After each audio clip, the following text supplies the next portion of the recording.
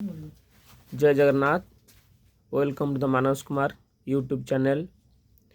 आपण मानकु मु पूर्व वीडियो रे कही जे आम शशांक सार मु किछि पिलांग पाई नै आसछु ओडिया ग्रामर, इंग्लिश ग्रामर और मैथ। वर्तमान मु शशांक सार को अनुरोध करुछि से किछि इंग्लिश ग्रामर जोटा कि एक्टिव और पासिव वॉइस उपरे किछि संक्षिप्त विवरणी प्रदान करिवे। आज तो ब्लैक बोर्ड नहीं, आपण को आज संक्षिप्त विवरणी एक्टिव और पासिव वॉइस विषय रे सार प्रदान करिवे।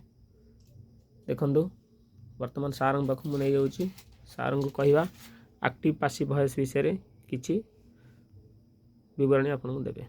सर नमस्कार। नमस्कार। वर्तमान आमे कहिथिले आज्ञा जे पिलांग पय आमे किछि पाठ जोगै दवा। आपण निजे भी कहिथिले जे मानस मु एक्टिव पासिव विषय रे बा इंग्लिश ग्रामर रे किछि कहिबी। आज तो सर ब्लैक बोर्ड नहीं, काली ठो आमे ब्लैक बोर्ड व्यवस्था करिबा। वर्तमान आपण को कहूछि पिलांग पय किछि मात्रा रे एक्टिव और पासिव वॉइस रो किछि एक्टिव पासिव वॉइस रो किछि सूचना आपण ठारो मिलू। मानस देखु पढ़ा और पढ़ा दुटी संपूर्ण अलग कथा। पढ़ाई खाता कलम दरकार, पढ़ाई ब्लैक बोर्ड दरकार।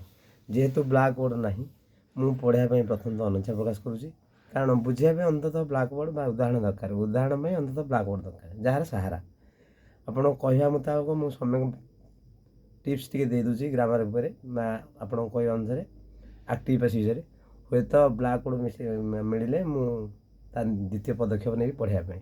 जेपर्यंत ब्लैक बोर्ड ना पढ़ाई अनिच्छा प्रकाश करुँची। हाँ आप कथा अनुसार मुझे वॉइस चेंज बा पासिव पढ़ेबी। मान सब देखु वॉइस चेंज अर्थ कौन? प्रथम वॉइस अर्थ स्वर, स्वर परिवर्तन। पासिव रु एक्टिव, एक्टिव रु पासिव केते करने केते नियम अच्छी।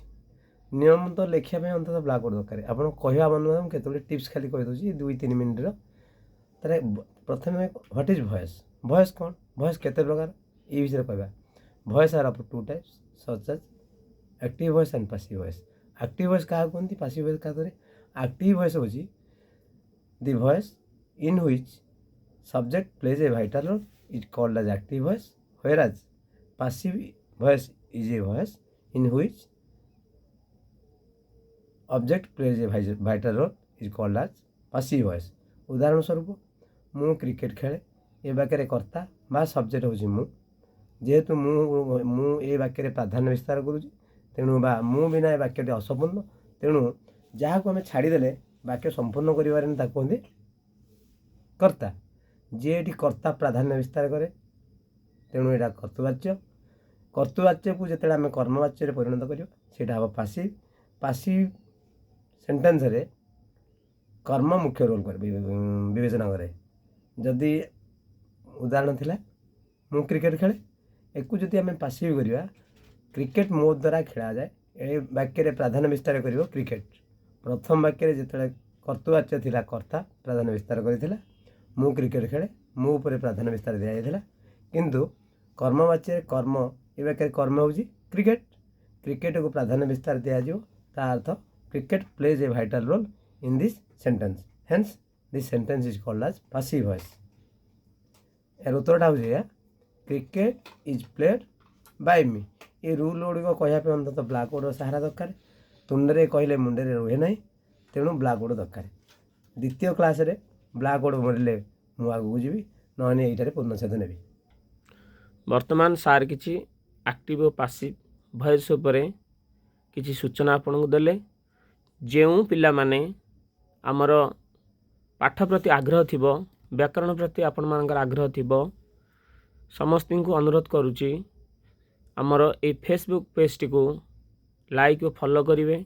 एवं संपूर्ण वीडियोटी देखिया पई आपण माने यूट्यूब चैनल माध्यम रे मानस सार ओडिशा फार्मिंग को सब्सक्राइब करिवे, संपूर्ण वीडियोटी देखि परिवे। रहूछु। जय जगन्नाथ, जय हिंदी।